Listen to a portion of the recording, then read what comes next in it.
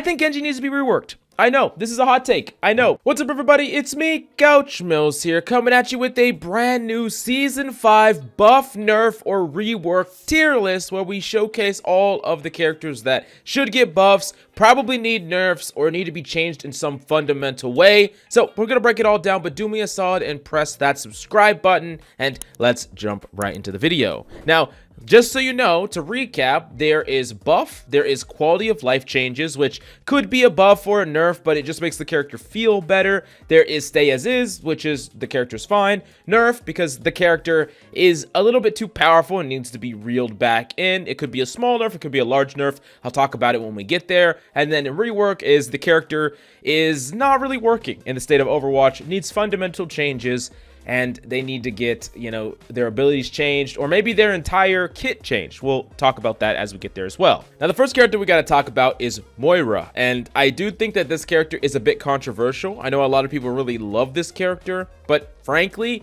this character is a bit too strong with her current kit. And let me explain my reasoning. Moira doesn't really provide any utility. She has damage as her primary utility, and she has healing. But she's still able to see a ton of play in even the pro scene. She sees a ton of play in Grandmaster, and realistically, she should be completely dominating most ranks of play. All of the metal ranks of play.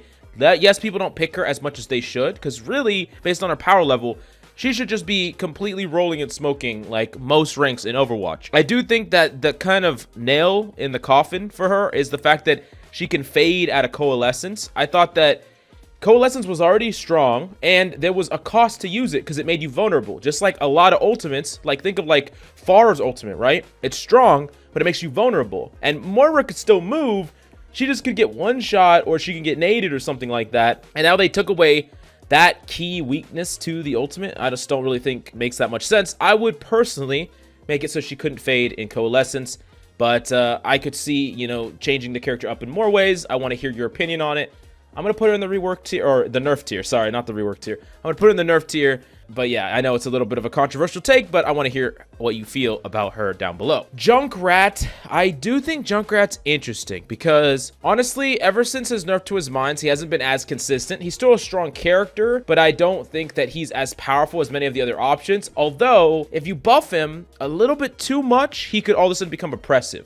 I think he could get a really, really small buff. Something really, really minuscule. Maybe you make it so his mines are like the midway point between how they used to be, or you could change his cooldown one way or another. I think he's a fine character, but in Overwatch 2, he is a bit lagging behind some of the other DPS. I would probably buff him, but very, very, very, very slightly, and I mean slightly, a bit too far on this character, and he could just kind of run wild. Now, the next hero that we have in this video is Kiriko. And if you were to ask me what I would do with Kiriko on this list back when she was first released, I would have 100% said that we needed to nerf her. But these days, I think that it's pretty reasonable, the balance between a lot of the supports. All of them are seeing various play, and I do think that while Kiriko is powerful, she's not uncounterable, and she's not even the most picked in ranked or pro play. She's versatile, yes, but I think that she scales appropriately with skill. There's nothing really egregious about her. I think overall, I would probably put stay as is. I think you could say quality of life changes, maybe with some of the bugs that are happening with the teleports and stuff, but I'm just gonna not include that. I'm just gonna say that she could stay as is. I think that's perfectly fine. Torb, this one's kind of an easy one. I think Torb can stay as is. I don't think there's anything inherently wrong with Torb. I know that he's frustrating for some characters to deal with, but that's just kind of built into his kit. I don't really think that you should rework this character. He's kind of been the same, and he's not like oppressive, but he's not weak either. I would say that he could stay as is. It's perfectly fine. For Doomfist, so last time I said quality of life. That's what I said that Doomfist needed. He needed quality of life changes. But now, especially in the current state of things, I think Doom just needs flat out buffs. Yes, he needs quality of life stuff, but right now he is just severely lagging behind like a lot of the other tanks in the meta. He's having a really, really rough time against many of the supports.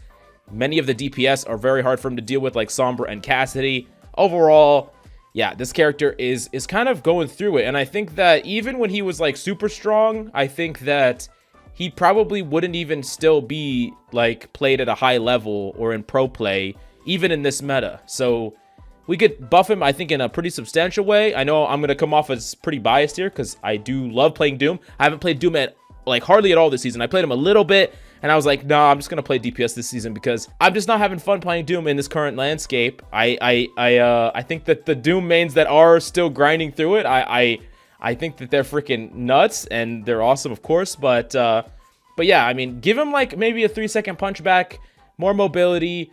Give him something. I don't know exactly what you could do. Maybe make his ultimate a bit better. I'm not sure, but he definitely needs some serious buffs right now. He's definitely one of the weakest tanks right now in the game. The next up, we do got to talk about Mei, and I think that a lot of Mei players are saying that the recent changes are actually nerfs to the character at high level because of the way you jiggle around corners and deal damage and trade damage.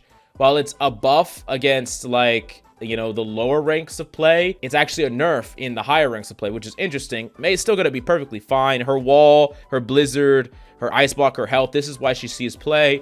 But I do think that maybe you could like tweak those numbers a little bit. I'm going to say that she could stay as is in power level, but I definitely think that you can tweak her around a little bit, make her, you know, even honestly, there's no reason that they did this change in the first place to Mei. Like, they could have just kept her the old way. You know, it kind of keeps her about the same power level.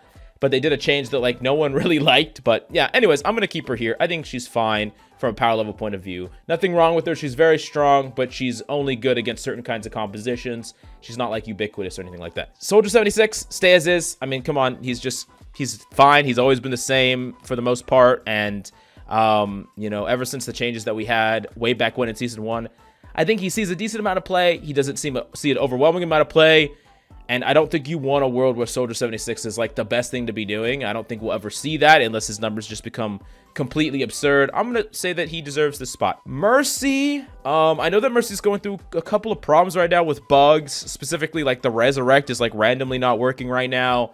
And there's like some other issues with the character as far as like movement and consistency and stuff like that. I definitely think that she probably needs some more quality of life changes. I'm not an expert on all the intricacies of Mercy, so I couldn't speak to everything that she probably needs or everything that Mercy mains want. From an objective power level point of view, she's not like super weak. I would say that she doesn't see a lot of play at the very high level in pro play. We're not seeing her see any play in the World Cup, which I think that's probably fine. Like, we're not gonna see a lot of Tracer play when we see, or we're not gonna see a lot of Mercy play when Tracers are flying around and there's dive that's being played and stuff like that. For ranked play, she's still very strong. She's still good at enabling a lot of DPS in ranked and enabling flyers in particular. We're seeing that in the World Cup at the very least. I think that she just needs quality of life changes, and I think that's perfectly fine. Reaper needs a freaking buff. I've been saying this for a while. Reaper needs a buff for like a lot of reasons. He got an inadvertent nerf going into this. While yes, he doesn't die to Hanzo one-shot anymore. I mean, effectively he doesn't, but he still, most of the time, will still die to a Hanzo one-shot. Because he's not going to be at full health. He's going to take some damage from something random. But now Cassidy can stun him out of it. And really, Reaper, he still works, I think, in coordinated settings. He's good against Ramatra. And I think he's actually decent. He sees some play in the World Cup. I think he's actually a fine character when played with that coordination. But for ranked play, he's severely lacking. And honestly, he hasn't really been given a lot of love for a very long time. He's hard enough to get to work in the first place. I would say that they should do something to him. I'm not entirely sure what it is. Maybe more teleports, maybe more lifesteal, maybe he's faster when he wraiths. I don't exactly know what you should do, but I do think that he does need some pretty substantial buffs, and that's what I would give him if I could. Next up, we do got to talk about Ana. I think Ana is perfectly fine. Stay as is. Nothing needs to be changed about Ana, in my opinion. You could say that maybe her sleep should, like, keep tanks slept for longer, but I know that that's, like, a bit controversial where the sleep timer is different between squishies and tanks. I understand why it's different, but it's just a little bit weird from a consistency point of view. But yeah, as far as power level is concerned, I think Ana is perfectly fine. She's very strong, but she's not like oppressive. I think she kind of fits in the same little ballpark as these three characters where they're very strong and they're good. They don't necessarily need changes just because they're strong. Lifeweaver, we already actually know that Lifeweaver is getting some changes. We know that Lifeweaver is getting some tweaks. It looks like Lifeweaver is getting some buffs. I'm putting Lifeweaver in the buff category because we know already from a tweet from Alec Dawson that Lifeweaver is getting some damage buffs and some other quality of life changes. It makes sense. I think the character is still a bit weak. Realistically, the problem with this character is it's really hard to add damage pressure from a range. Like you can't really do it from range like Zed can, where Zed can apply constant damage pressure from range, and Life Weaver on top of that, you can't get in close. You don't really have any way to really get out. So he doesn't really work right now. The damage dealing part of his kit is kind of like lackluster. I talked about in a previous video why that's so important for supports to be able to do damage if they don't have something else to compensate for that lack of damage. Like Mercy's like a rare case, which I referenced in the video. But still, yeah, I think he needs buffs, and he is getting buffs, so we'll see what happens. Ramatra, this is an interesting one because I think you could probably justify Ramatra nerfs based on Ramatra's pick rate, but I think he's actually creating a pretty balanced meta right now.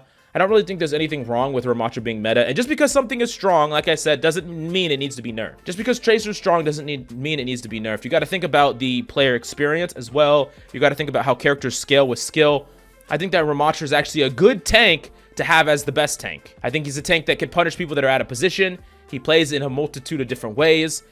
I don't think there's anything wrong with him, and this is coming from someone that doesn't play Ramatra at all. I do think that he's perfectly fine. I'm going to put stay as is. I think that's fine.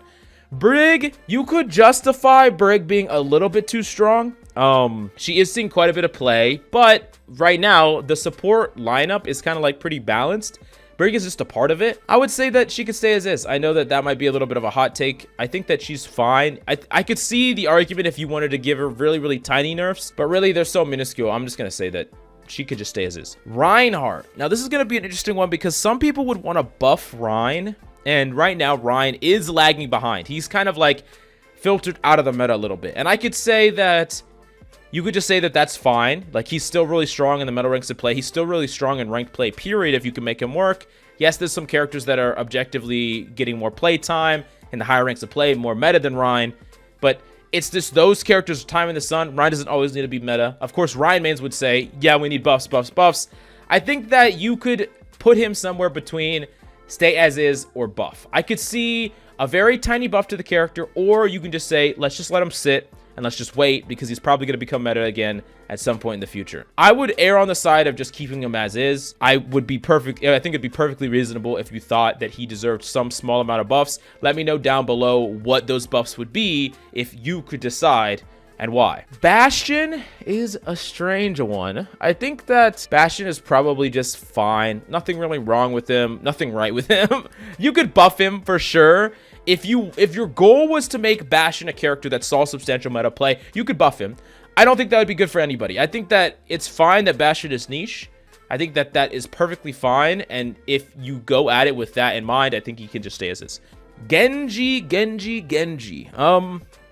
So Genji did just get the buff to the ammo. I would be biased here and say, like, of course Genji needs buffs, right? Yeah, Genji needs buffs, but realistically, I actually think that Genji should probably be reworked. The more I play Genji, the more I think about the problem with Genji, and the reason that his win rate is so artificially high is mainly because of blade and blade combos. Nano blade is a really, really important one. And I would like to see like a reduction to his blade, change it in some way, reduce its power level, reduce its ability to combo with nano, and then an increase in his neutral game, increase his damage with his shurikens. Give him more power outside of that, like outside of the nano blade combo, and add it to other parts of his kit, his outplay ability, because that's the really fun stuff. The stuff that happens when you're dueling people, when you're dashing in, when you're one-shotting people. That's like the stuff that Genji mains love to do. Blading has become so formulaic now. Like, every Genji that is like diamond and above can freaking nano blade kill 4 people. Like, yeah, okay, that's really impressive. It's not. It's just,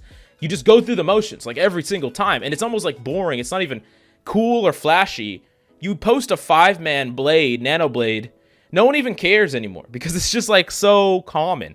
And I do think that that's really the problem with Genji is Genji's, his ultimate is clearly powerful when stacked. It's honestly pretty powerful just as an individual ultimate when you compare it to, like, High Noon or just some of these like weird ultimates, but when you stack it and combo it becomes insanely powerful. But his neutral is lacking. Tracer, the reason that she's so strong is because her neutral is amazing. Her ultimate is decent, it's good, it's not the most reliable thing, but it's good if you get good at it. But her neutral, she has an insanely high uptime, she has insanely high neutral game. Her average impact over the course of a game is just like steady. Well, Genji has like these highs and lows. I think Genji needs to be reworked. I know, this is a hot take. I know, but I would say we rework the character. We don't change his core identity, but we rework the blade and his neutral and stuff like that. Let me know how you feel about that down below. Hammond, I think that Hammond is fine. I think you could probably, yeah, I think he's fine. I think he just stays as is. Perfectly fine. Yeah, I don't think there's anything wrong with the character. He's not seeing a crazy amount of play right now. I really think that has more to do with the characters that are seeing play around him, you know, or like to counter him, or characters that can shut him down. Sombra, Cassidy, May, but still, I think he's perfectly fine. And I don't really think that we need to buff him to become better than all these characters. He's not like hard struggling for impact in ranked or in the meta or anything like that. Cassidy, come on. Come on, I've said this before. What the hell is this goddamn grenade? What is the grenade? Like, what is he even, what is Blizzard even thinking when they put that goddamn grenade in the game? It doesn't make any sense. Like, I've talked about it a million times. It's like a plasma grenade from Halo that heat seeks, that freaking stuns, and there's only one tank. Like, it just makes no sense. I would much rather even have old school flashbang. Just give us old school flashbangs better than this at the very least. Just put it on a longer cooldown or something. This, the lack of range, the inconsistency, it's kind of like an April Fool's ability, right? It's like a joke of an ability, I would say here. Now, Zen's a weird one. Before I said that I thought Discord needed nerf, but here's the thing that's happening with Zen right now. Zen is seeing like the least amount of play in the World Cup right now out of pretty much every single support. And the reason is tracers are super strong. There's a very consistent amount of tracers that are really harassing Zen's. Zen's just not going to be able to be free. He's not going to be able to do whatever he wants. Now in ranked, the problematic playstyle around Zen is the perma discord the enemy tank and just sit there. Now, if you're never under threat as a Zen, you just get to sit there the entire game and just make the enemy tank's life a living hell. So that part, I think, creates an unfun game environment. Even if objectively at the highest ranks of play, Zen is not necessarily like dominant in the meta. So it's like a weird situation where I think that maybe you should nerf him, but maybe compensate. So like, I think you could kind of mix him up in a way. So give him a way that maybe he can more consistently duel tracers, but that he's worse against tanks. So like the way that I would imagine this is that you could give it to where his discord maybe scales with range a bit. That could be one example, where if someone's coming close in to duel him and they're discorded, they take a ton of damage, like even more damage, which could be really cool. And it doesn't hurt the tank that's freaking far away, minding his own damn business, just permanently getting discorded. You could do that. You could put it on a meter, right? You discord a target and you put him on a meter. And once the meter's deplenished, like more heal meter, the meter comes back up. While they're discorded, it does more damage. So like, as a Zen, you have to pick and choose. Do I keep this discord constantly on the enemy tank and really harass him and put a lot of value into him? But then if a tracer dives me, I don't have any juice for my discord to put it on the tracer. But if I do put the discord on the tracer, it does way more damage than it did before, or just more damage than it did before. So it's like a buff and a nerf. It's like a rework. I think you could do something like that with the character to make him a bit stronger at a lot of the counters that are seeing to play right now, a lot of the things that are jumping him. He's not gonna just clap every tracer. Tracers still have like 3 blinks and a recall. Don't worry about that. But he has more ways to fight and defend himself. But at the same time, the spamming tanks from range is nerfed. I think that that's kind of where I would put him. Yeah, I know that there's some creative solution in there. Who knows if Blizzard will find it, but that's what I would do. Orisa, I think Orisa's fine. There's no reason to make this character meta. There's no reason to make this character unplayable right here. Hog, rework, it doesn't really make sense. His kit doesn't make sense. The heal change that was added to him, where he allows his allies to heal him faster, it makes literally 0 sense to the character. It doesn't do anything for the character. When they got rid of his one-shot, they should have reevaluated the entire character's kit. I know that they did talk about serious reworks on the character. I imagine that they're still cooking on those, so we'll probably get the reworks that I'm talking about later down the line. But for now, I'm putting them in the rework category because we haven't seen them. I'm curious what they're going to do, though. I do think that if you remove one-shot from his whole kit, you probably need to change his kit up substantially.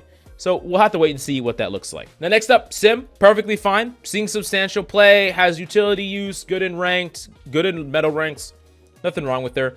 Zarya, same thing. Don't think that she needs any serious buffs. I don't really think that she needs any nerfs. I think she's perfectly fine as is. Ashe, another character that is seeing substantial World Cup play. Don't think that there's anything wrong with her, though. She's strong. She's not the most dominant thing. She's not the most dominant in ranked. I think that she's a really good placeholder. She's good at keeping Tracer in check. I think all in all, she can stay as is. Sojourn, nothing wrong with her either. I actually think that, to Blizzard's credit, they have gotten pretty good at balancing a lot of these supports and these DPS to be like good, solid picks, but not dominant or like one above the other. Like for a long time, Sojourn was just like far and away the best DPS. I think she's good, but her and Ashe both have strengths and weaknesses, and I think that they both can stay in the stay as is tier. Tracer, this one, I just made a video on it. Even though Tracer's super strong, she scales linear with skill. She's not going to be rampaging across every single rank. She's only really going to affect the highest ranks of play, and there are legitimate ways to counter her. I'm putting her in the stay as is tier. I think she's perfectly fine. Widowmaker, we're kind of in a weird situation where Widowmaker does still see some play. She's okay. She's not seeing a lot of World Cup play. She's not really, you know, even seeing that much ranked play relative to what she has before. And I do think that in a world where we're weakening the one-shot power of Widow and Hanzo, I think that we should reevaluate these characters in their entirety. Their whole kit, reevaluate it. Because it's just when you take a one-shot away from a character that so desperately needs it, like that's their whole identity. Basically, like the one-shot on Widow means that Widow's neutral power was like cracked to the ceiling. You take that away or you weaken it substantially, you got to make it up in utility. You got to change things around. I would imagine that because Widow's taking more aggressive angles, I could see them even nerfing the one-shot capability even more, but giving her tons more utility. Maybe, you know, multiple mines, grapple hooks, or something completely different. I don't even know. I would say that she needs a rework, and in the same way, and this is coming from someone who, I have a Hanzo one-trick account that's Grandmaster 1. I grind a lot of Hanzo. I abuse the fuck out of this character. I don't think he should one-shot. I don't think he should one-shot. I've kind of talked about my piece on that. I think that you should not be able to one-shot anything at all, maybe outside of Tracer. And then give him some extra form of utility. Get rid of Storm Arrow. Give him maybe a couple different types of arrows that do some different types of things. I don't exactly know what those would be. But the idea is that you give the Hanzo more choices, and it's far less important to be consistently hitting one-shot dinks all the time. There's other ways. Maybe like he has like a little dynamite arrow, and he has the sonic arrow, and then he has like another arrow that does something else. I don't know exactly what it would be, but you get the idea where he has like maybe these 3 arrows, no more one-shots. So you take away a huge amount of his power, but you don't just get rid of one-shots and then just keep him as is, because then the character would be unplayable. You compensate, right? That's my idea behind both of these characters. And ultimately, the way that I thought that they should push Hog as well. When you get rid of the one-shots, you fundamentally change what the character can do. That's what I would personally do. Sombra. Sombra's a weird one. I've been saying this for a while, that I think that Sombra, she's fine. I just think that they could probably do what she does a little bit better. Now, this is a weird one because I don't have like a actionable plan to make Sombra a character that has like more legitimized uptime and has like more interactive and fun gameplay elements. I do think that some Sombra mains really like what she does, but I think that Sombra oftentimes can play in a way, especially counterpicking Sombras can play in a way that is more about denying everything that you're trying to do instead of doing anything herself.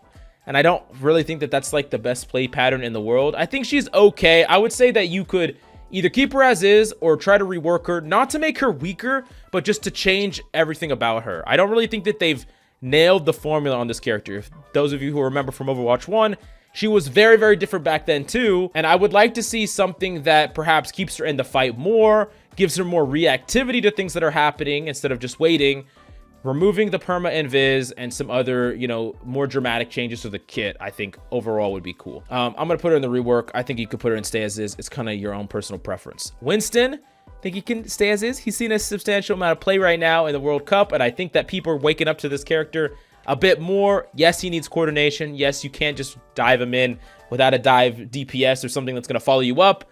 But I think a world where Winston is good is a good world. Okay, I'm going to put D.Va stay as is as well. Don't think that she's oppressive, but she's not overpowered. This is kind of like a first for D.Va. Not really, but there have been a lot of metas in the past where D.Va has been way too strong or just unplayable. And right now we're kind of in that sweet spot where she's both, you know, good, but not overpowered. Sigma, I think he's perfectly fine as well. You can keep him as is. He's very strong, don't get me wrong, but as you kind of see based on everything I'm putting in here, strength does not mean change. Just because something's strong doesn't mean it needs to get changed.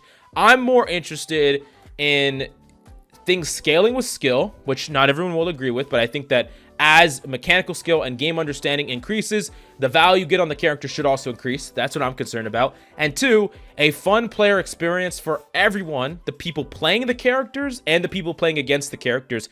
Everyone should have ways to interact with each other, right, in meaningful ways, and you should have fun going through the motions on your character. And right now there's just like a lot of disconnects, I think, with that. So yeah, these are kind of the ones that stick out the most to me, and this one as well. But you know, everyone's gonna have their own opinions on that. Junker Queen, I think is fine. She's fine. She's really strong right now, but they kind of tweaked her in a way where there are legitimate ways to dial her back. I could say you could give her a slight nerf, maybe a very, very slight nerf, but I think that she's perfectly fine. I don't think that there's anything really wrong with her. Lucio, stay as is. I think he's perfectly fine. I don't really think he needs any buffs or nerfs or anything like that. I think he's fine. He's good. Echo. Echo's a strange one. I would say you could probably stay as this. Maybe quality of life for Echo, because when you copy, I think the copy animation's a bit strange. I'm still gonna put her stay as is. She's seeing good amount of play. She's a solid character. She's strong even without a mercy pocket. I think, you know, all in all, she's perfectly fine. Stay as is. Pharah is a strange one. I do think that Pharah Mercy can be a bit oppressive. It definitely helps that there's a lot of characters that are really good at shutting down a Pharah hit scans. One of the problems that we're running into, though, is that in the tanking category, there is only one tank that can do anything about a Pharah Mercy, and that's D.Va. Most of the other tanks can do nothing. So I think that maybe an introduction of more tanks that could actually help. Because sometimes, like, you're playing a game against a really good Pharah Mercy. If your tank just stays on, like, I don't know, Queen or something like that, they can't interact with the Pharah Mercy at all, and you're just getting rolled over and over again. And that could be a bit annoying. I could see an argument to nerf Pharah. I would like it if we didn't have to nerf her. I'm gonna say stay as is. I think that it would be nice if we could just, you know, have maybe more tools in the pool of tanks to help deal with Pharah, put pressure on Pharah, whatever the case may be. Maybe in the next tank that comes out down the line. But yeah, between stay as is and nerf, I think somewhere around there. Baptiste, perfectly fine. Stay as is. I think everything about him is perfectly fine right now. Nothing kind of sticking out. And he kind of fits in with the other supports. I'm seeing a balanced amount of play. I think most supports are seeing a balanced amount of play right now. But yeah, I think that overall, this is where I would kind of be with the changes. Not everyone's going to agree with me depending on what you like or dislike. Maybe some of these you would actually prefer to get buffed or nerfed. But yeah, this is kind of my pick in entirety. Definitely let me know which ones you agree or disagree with me about this in Season 5 down below. Do me a solid and smash that like, subscribe. Even if you don't agree, that's perfectly okay. And we'll see you next time.